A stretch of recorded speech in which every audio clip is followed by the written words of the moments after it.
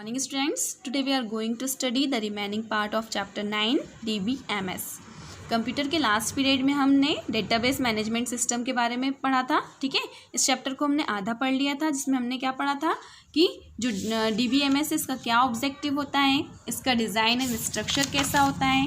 ठीक है, इसके जो यूज़र्स जो होते हैं उनके बारे में हमने पढ़ा था, नैव यूज़र के बारे में पढ़ा था, ऑनलाइन यूज़र्स। ठीक है, इसके बाद क्या पढ़ा था हमने, एप्लीकेशन प्रोग्रामर क्या होते हैं, है ना, या कौन होते हैं, डेटाबेस एडमिनिस्ट्रेटर कौन होते हैं। ठीक है, इनके बारे में हमने रीड किया था। अब हम इसके आगे का पार्ट कंटिन्यू करेंगे। DBMS facilities. Two main types of facilities are provided by DBMS। They are, DBMS के द्वारा हमको टू मेन टाइप्स की फैसिलिटीज़ प्रोवाइड की जाती है। ठीक है, कौन कौन सी? फर्स्ट है डेटा डेफिनेशन लैंग्वेज, DDL जिसको कहा जाता है, and second one is data manipulation language, DML। ठीक है, तो सबसे पहले हम देखेंगे DDL के बारे में। The language used defining data in the database is known as data definition language. Such languages are used for creating, modifying and deleting information in the database. जो लैंग्वेज डेटा को डिफाइन करने के लिए, मतलब कि डेटाबेस में जिस language को डेटा को डिफाइन करने के लिए यूज़ की जाती है, उस लैंग्वेज को किस रूप में जाना जाता है, किस नाम से जाना जाता है? डेटा डेफिनेशन लैंग्वेज के नाम से जाना जाता है, मीन्स DDL। ठीक है, ये जो लैंग्वेज, ऐसी जो लैंग्वेज होती है उसका यूज़ किस लिए किया जाता है?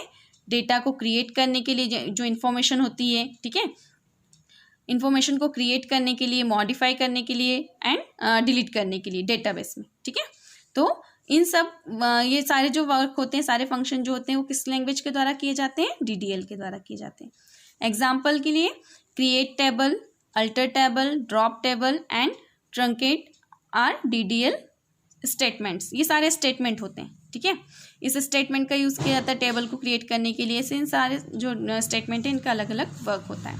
नेक्स्ट है data manipulation language, DML। The language which is used for manipulating data in the database is known as data manipulation language, DML।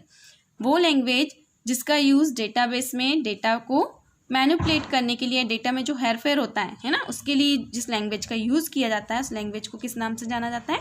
Data manipulation language के नाम से जाना जाता है। This language provides commands to select and retrieve data from the database. ये जो language है ये हमको कमांड्स प्रदान करती है ना, किस चीज़ के लिए? डेटा को सेलेक्ट करने के लिए, रिट्रीव करने के लिए डेटाबेस से। ठीक है, नेक्स्ट है एग्जाम्पल। एग्जाम्पल में क्या है, देखो, to insert a record in a table.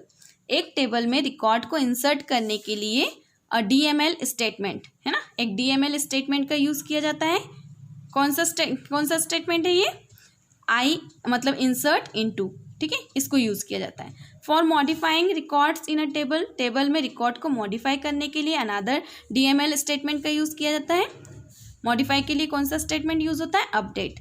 ठीक है, for deleting a record in a table, एक टेबल से रिकॉर्ड को डिलीट करने के लिए कौन से स्टेटमेंट का यूज़ होता है? कौन सा DML स्टेटमेंट होता है? डिलीट। ठीक है, अदर कमांड्स भी होते हैं जैसे select, lock table etcetera.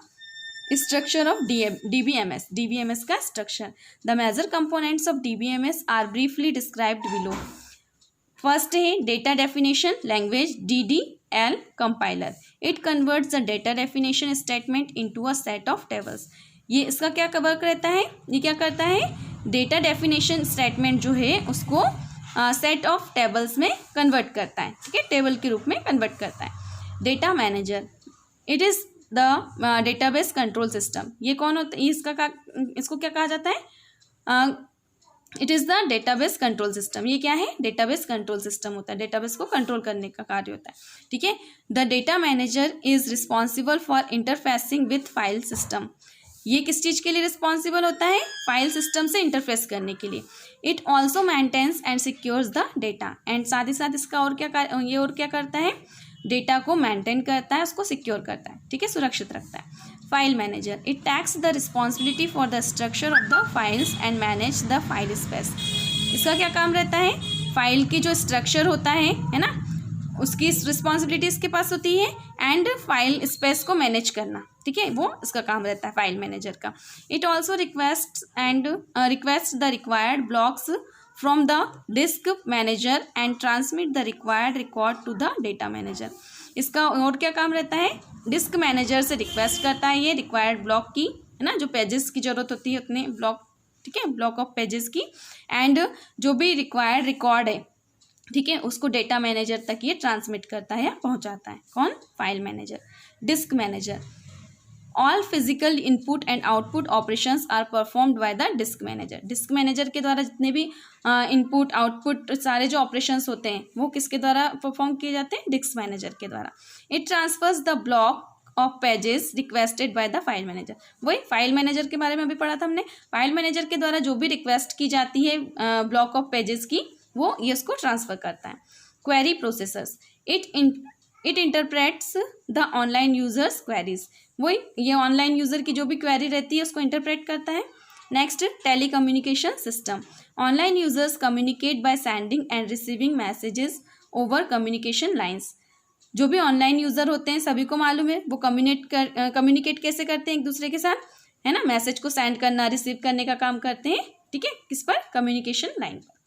Data dictionary, information about the structure and uses of data content in the database is maintained in a data dictionary.